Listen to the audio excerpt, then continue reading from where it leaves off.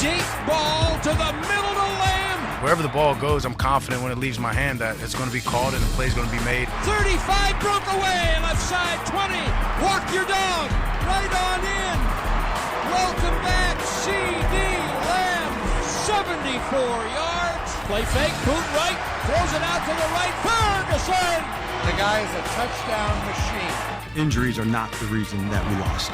Flushed out by Odigizua. Dallas beat us, and we beat ourselves as well. Throws it away, it's intercepted. He threw up a duck. Here comes Bland down the sideline. It's a pick six. Who knows what we can accomplish? Like, this guy is the limit.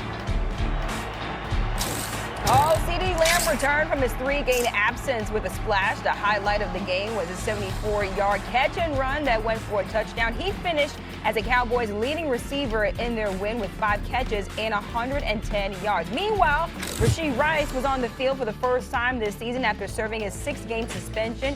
He caught 2 touchdowns in the Chiefs' 31-0 rout of the Raiders. Here's Rice and Patrick Mahomes on the receivers' return.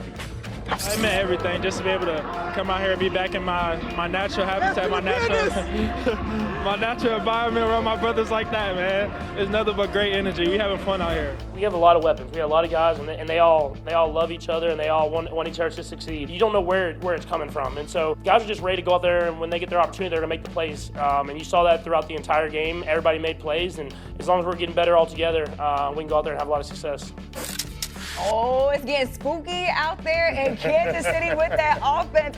Chris, I'll start with you. Who had the more impactful return, though, CeeDee Lamb or Rashee Rice? I'm going to say Rashee Rice because the Kansas City Chiefs didn't have a bona fide number 1 receiver until he showed up yesterday. And you saw the ease at which he was able to get acclimated to the offense.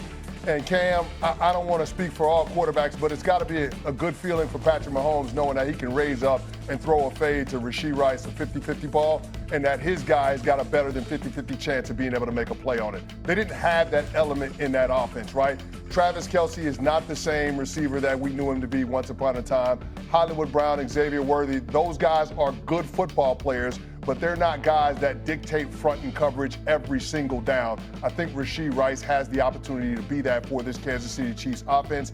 And conversely, with the Dallas Cowboys, as good as CeeDee Lamb is, and I think he's a top 5 player at the position, you still got 2 receivers on that team that both have 6 receiving touchdowns tied for the league in Jake Ferguson and George Pickens. So you've got guys that are animals that can be difference makers outside of CeeDee down in Dallas. I don't know that they quite have that in KC. Yeah, I agree. I think it's Rashee Rice, and for a couple reasons. Number one, they don't have a receiver like him. Think about what the receivers that they have between Hollywood Brown, Xavier Worthy. They're a smaller, more speed type guy. Rashee Rice is more of an intermediate possession, guy that can go up and get 50-50 type balls. And I think what he does for Kansas City offensively, he slots everyone else into the position that they're probably most comfortable being. He's the alpha. He's the number 1. Well, guess what? Now, he's back. Hollywood Brown, he becomes better being the number 2, or Xavier Worthy, whatever way you want to look at those guys in the pecking order. And so clearly you saw yesterday, they were force-feeding the ball to Rashee Rice. I think he had 10 targets yesterday. They were clearly trying to get him acclimated in the offense, and they're only going to be even more explosive as he continues to build within this offense. Cam, what about you? Hogwash. You gotta know it's hogwash. The Las Vegas, they was going against the Las Vegas Raiders, and those guys.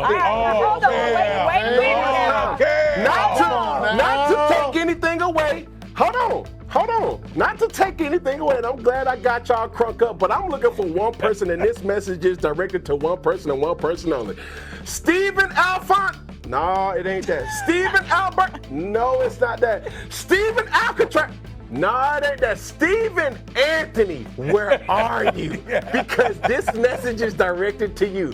CeeDee Lamb came back to the Dallas Cowboys, and you would have thought Oprah Winfrey was on the field because you make a play, you make a play, you make a play. Everybody was making plays. And the biggest question leading up into this was, how would CeeDee Lamb's impact make a difference for the Cowboys. And when I tell you George Pickens raised his level of play even higher, making even awesome catches left and right, it's like, oh my goodness, this is the most exciting team in the NFL, and nobody wants to accept the fact, and it's evident, Stephen Anthony. So wherever you are, my brother, you're gonna have to be able to agree to this particular point. The Cowboys looked amazing yesterday, thanks to CeeDee Lamb's comeback. Look, Stephen I still want to know. I want to know. Maybe Cam can answer this. Who's really the number one in Dallas? Because I'm going to tell you this. George Pickens has looked every bit the number one. Animal. Every bit the number one at CeeDee Lamb in that offense, which is a great problem to have if you're Dak Prescott right now. This is a great problem to have, and Daquavius said it best. Anytime the ball leaves his hands, he has full confidence that it's going to be caught. And when you have George Pickens and when you have CeeDee, this is a same situation that they have in Philly. Do you tell George Pickens he's a number two? Do you tell CeeDee Lamb he's a number two? Not a lot of quarterbacks have ever had this type of recipe where you look to your right and you look to your left and you got two number ones. That's amazing to have. So that problem in Dallas, it's not even a problem. It's for Jerry Jacoby to literally say, I can't mess this up this year, and I have to get somebody on the defense that can give our offense as many opportunities as they need. Because if the Dallas Cowboys can find a way to give their Dallas offense an opportunity more times than not, I don't think the league is ready for what's going to come from that. Cameron Jarrell Newton. The government name. You just undermined your own argument. You just talked about how great George Pickens is not knowing who the number one receiver is in Dallas. You just undermined it. You said that CeeDee Lamb's return was more impactful than Rashee Rice's return. We acknowledge that the Dallas Cowboys have really talented pass catchers, plural. When we look at the Kansas City Chiefs, they've got good players at the receiver position, but there's only one number one receiver, and that's Rashee Rice. And that's why when we start judging which one is the more impactful, we got to go with the guy in Kansas City. We got to roll with number 4. And then just to take it a step further, when it comes to what we project these two teams out to be, we all know it's Super Bowl or bust every single year for the Kansas City Chiefs. Adding Rashee Rice back to this team after a 13-game absence moves KC that much closer to being able to get back to where we're accustomed to them seeing them.